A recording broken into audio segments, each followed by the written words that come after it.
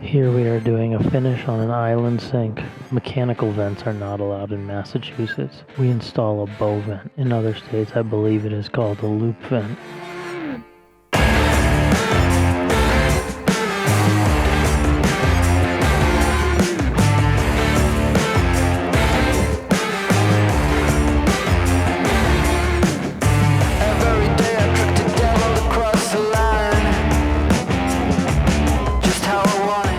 This vent is required to go as high as possible before going back down into the floor. Of course, the soap dispenser is installed directly in the way. What else is new? I'm about to lie.